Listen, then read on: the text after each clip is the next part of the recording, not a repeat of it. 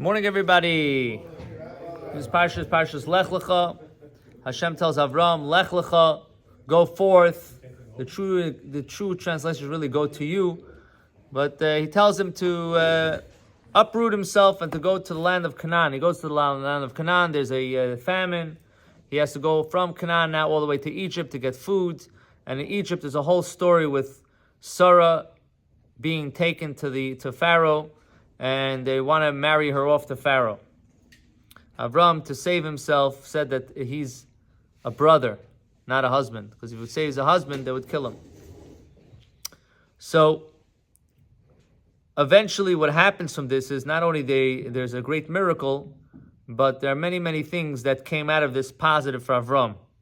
And there was also, it's explained that why Avram had to go to Egypt. That he planted already the seeds between him and Sarah. They already planted the seeds for the Jewish people that when they're going to end up in Egypt, they will have the strength to be able to handle it and to get out. So this in itself not only was a test, but it was more than a test. It was an investment, an opportunity of an investment that was given to Avram to be able to help out his future generations. A lot of times things happen to us and we ask Hashem, why? Why is this happening? Why? But then you don't realize that this itself is the greatest thing for you.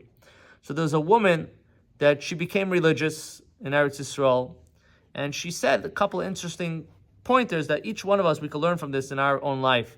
She said that when she started to get religious, she started to become religious, she started to keep Shabbat.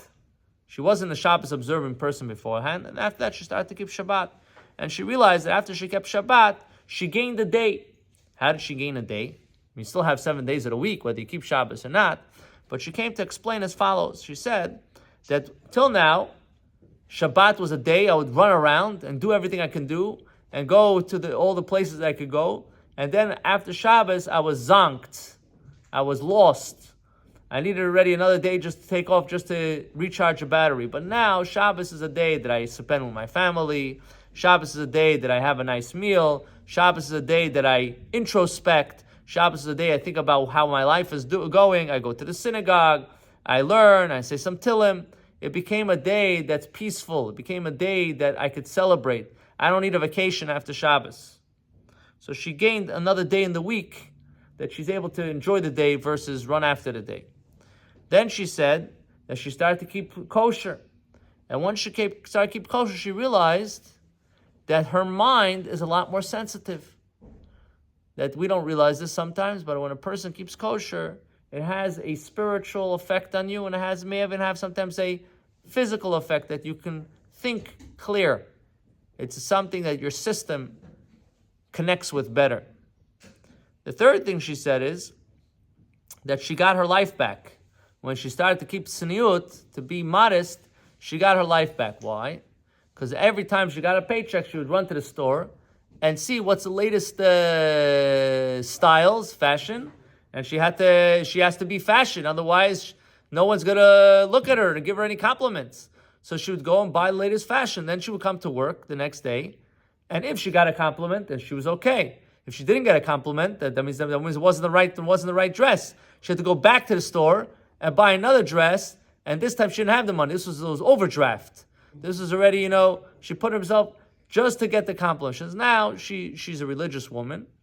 She buys what she's allowed to buy, and that's it. You give her a compliment, you don't give her a compliment, she knows she's doing the right thing. She gives herself a compliment. She knows she's getting a compliment from Hashem.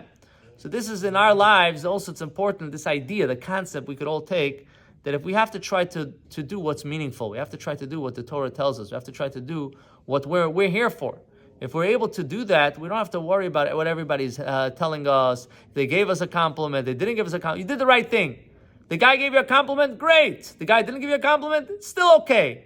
You're still doing the right thing. You don't have to be sorry for what you did. You did the right thing. You did what you had to do.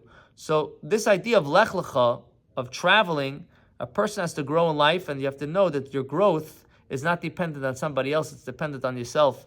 You're able to grow. You're able to see the bigger picture. You're able to go into yourself to see what needs to be done from your perspective that's right. That's the biggest compliment. You don't need anybody else telling you what to do.